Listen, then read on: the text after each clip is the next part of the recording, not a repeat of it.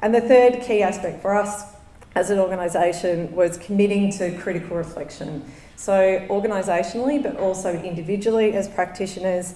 And really this is about constantly seeking to re-examine dominant approaches, cultures and ideas, and checking for perpetuation of exclusion and oppression. Create spaces for discussion within your own organisations to learn and develop practice, and like the forums here today, but also create spaces to value intersectional experiences in your own workforce. It's got to be led at the whole of organisation and whole of network level. I think in this work the key thing is always committing to ongoing learning. There is always more to learn. I think often there is that experience within organisations, but people don't feel that it's safe to share aspects of their experience.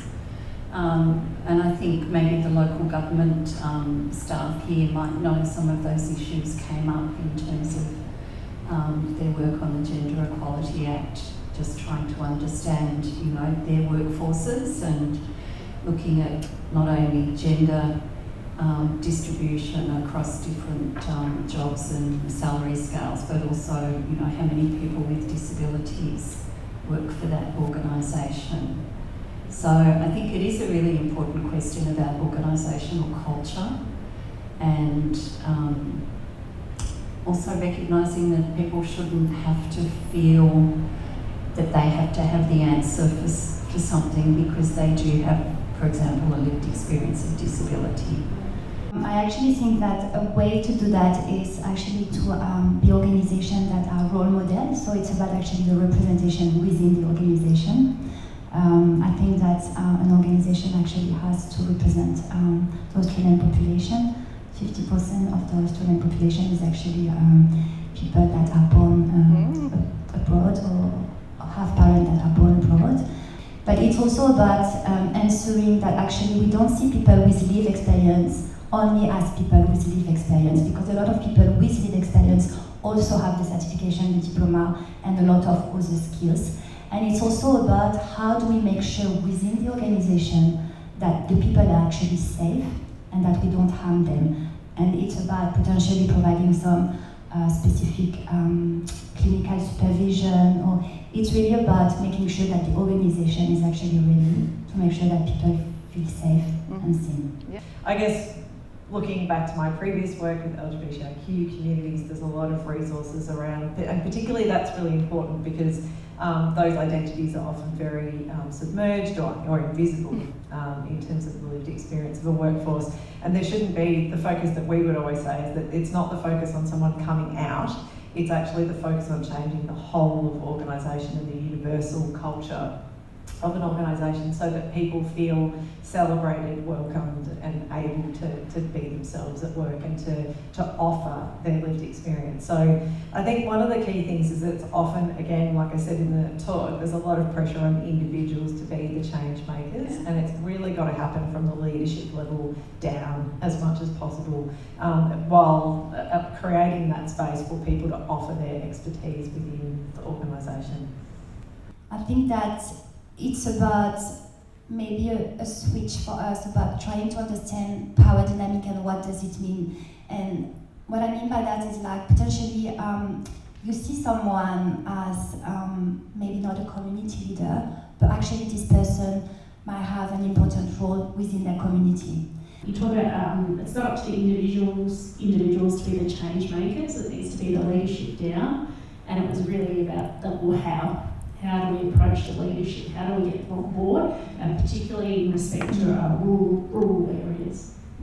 Well, you know what, actually, I would say, and maybe I feel like it's the only word I've been using today, so sorry about that, but it's about capacity building. If we want our leadership to be actually involved, it's about making sure that they actually know about what we are talking. It's about also making sure that within the organization, we get the people like, the people we work for that actually reach decision-making, position. So, yeah. And it's actually a very tough one. Marie, continue. Yeah. The only thing I've got to add is just, I think sometimes what we see people do, because we go into organisations and they have won over the board, you know, and often it's like one staff member or a couple of staff members, and then they convince a team, and then they convince a division, and then they, you know, like, we talk about getting the leadership on board, they're often the last. But that's when you know you've actually gotten somewhere. No answers, but carrot and sticks. Yeah. And so I think, you know, often the sticks come from the external environment and, you know, expectations of, you know, frameworks and requirements, etc.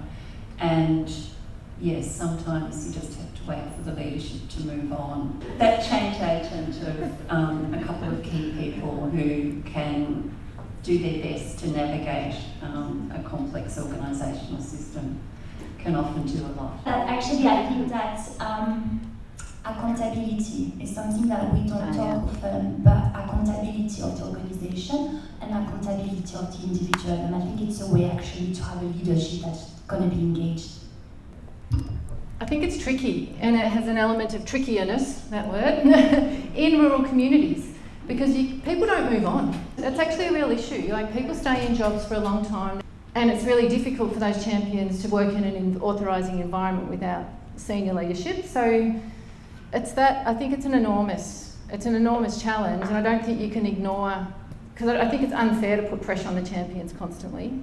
So this is really an important message for us as staff of organisations to think about: how do we perpetuate the invisibility of women with disabilities, or how do we invite the expertise and the knowledge that women with disabilities have to benefit our work and our organisations. Equality is when everyone takes action to protect the human rights of women with disabilities. So even if your role is not in primary prevention, you can do this in your work, you can do this in your life outside of work. And we have some resources that you can use to do that.